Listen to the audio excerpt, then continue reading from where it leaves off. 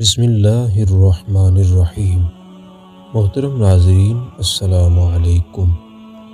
آپ کے بچے بھلے آپ سے پوچھیں یا نہ پوچھیں، آپ انہیں یہ ضرور بتایا کیجیے کہ ہم فلسطین سے اس لیے محبت کرتے ہیں کہ یہ فلسطین انبیاء علیہ السلام کا مسکن اور سرزمین رہی ہے۔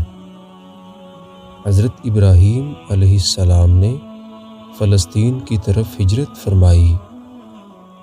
اللہ تعالیٰ نے حضرت لوط علیہ السلام کو اس عذاب سے نجات دی جو ان کی قوم پر اسی جگہ نازل ہوا تھا۔ حضرت داؤد علیہ السلام نے اسی سرزمین پر سکونت رکھی اور یہیں اپنا محراب بھی تعمیر فرمایا۔ حضرت سلیمان علیہ السلام اسی ملک میں بیٹھ کر ساری دنیا پر حکومت فرمایا کرتے تھے۔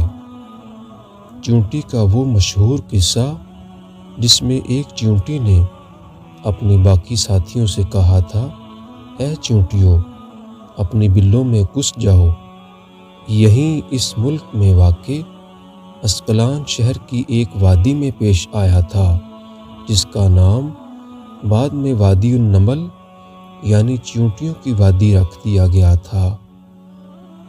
حضرت زکریا علیہ السلام کا محراب بھی اسی شہر میں ہے۔ حضرت موسیٰ علیہ السلام نے اسی ملک کے بارے میں اپنے ساتھیوں سے کہا تھا کہ اس مقدس شہر میں داخل ہو جاؤ۔ انہوں نے اس شہر کو مقدس اس شہر کے شرک سے پاک ہونے اور انبیاء علیہم السلام کا مسکن ہونے کی وجہ سے کہا تھا۔ اس شہر میں کئی معجزات وقوع پذیر ہوئے، جن میں ایک کنواری بی بی حضرت مریم علیہ السلام کے بطن سے حضرت عیسیٰ علیہ السلام کی ولادت مبارکہ بھی ہے۔ حضرت عیسیٰ علیہ السلام کو جب ان کی قوم نے قتل کرنا چاہا تو اللہ تبارک و تعالی نے انہیں اسی شہر سے آسمان پر اٹھا لیا تھا۔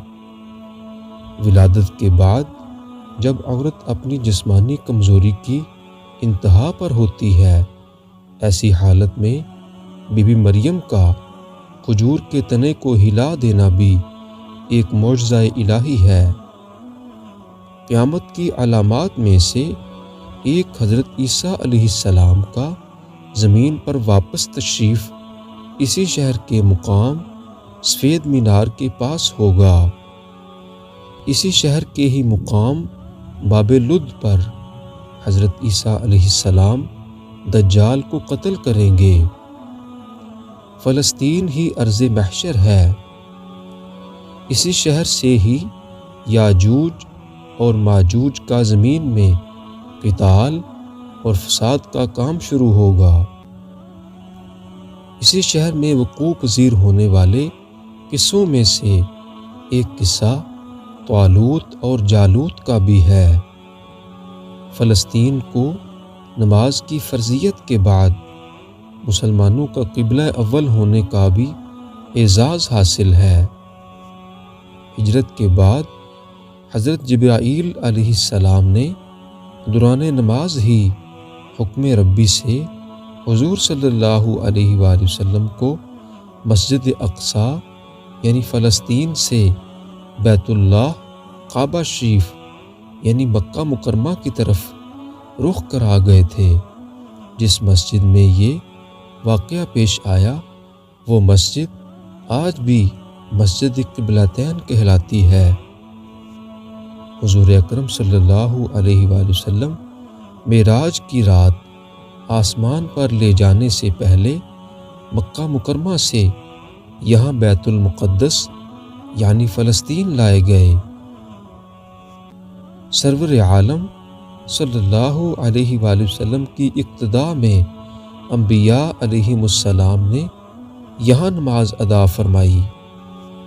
اس طرح فلسطین ایک بار پھر سارے انبیاء علیہم السلام کا مسکن بن گیا۔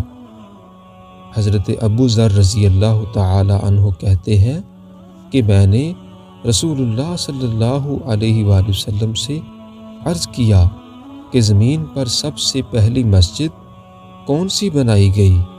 تو آپ صلی اللہ علیہ وآلہ وسلم نے فرمایا کہ مسجد الحرام یعنی خانہ کعبہ۔ میں نے عرض کیا کہ پھر کون سی مسجد بنائی گئی؟ تو آپ صلی اللہ علیہ وآلہ وسلم نے فرمایا کہ مسجد اقصیٰ یعنی بیت المقدس۔ میں نے پھر عرض کیا کہ ان دونوں کے درمیان کتنا فاصلہ تھا؟ آپ صلی اللہ علیہ وآلہ وسلم نے فرمایا کہ 40 برس کا، اور تو جہاں بھی نماز کا وقت پائے وہیں نماز ادا کر لے، بس وہ مسجد ہی ہے۔ حضرت محمد صلی اللہ علیہ وآلہ وسلم کے وصال کے بعد حضرت ابوبکر صدیق رضی اللہ تعالی عنہ کو ارتداد کے فتنہ اور دیگر کئی مشکلوں سے نمٹنے کے لیے عسکری اور افرادی قوت کی اشد ضرورت کے باوجود بھی ارض شام یعنی فلسطین کی طرف آپ صلی اللہ علیہ وآلہ وسلم کا تیار کردہ لشکر بھیجنا بھی ایک ناقابل فراموش حقیقت ہے۔ اسلام کے سنہری دور فاروقی میں دنیا بھر کی فتوحات کو چھوڑ کر محض فلسطین کی فتح کے لیے خود حضرت عمر فاروق رضی اللہ تعالی عنہ کا چل کر جانا اور یہاں پر جا کر نماز ادا کرنا اس شہر کی عظمت کو اجاگر کرتا ہے۔ بیت المقدس کا نام قدس قرآن سے پہلے تک ہوا کرتا تھا۔ قرآن نازل ہوا تو اس کا نام مسجد اقصیٰ رکھا گیا۔ قدس اس شہر کی اس تقدیس کی وجہ سے ہے جو اسے دوسرے شہروں سے ممتاز کرتی ہے۔ اس شہر کے حصول اور اسے رومیوں کے جبر و استبداد سے بچانے کے لیے 5000 سے زیادہ صحابہ کرام رضوان اللہ علیہم اجمعین نے جام شہادت نوش کیا، اور شہادت کا باب آج تک بند نہیں ہوا، سلسلہ ابھی تک چل رہا ہے۔ یہ شہر اسی طرح شہیدوں کا شہر ہے۔ مسجد اقصیٰ اور بلاد شام کی اہمیت بالکل حرمین شریفین جیسی ہی ہے۔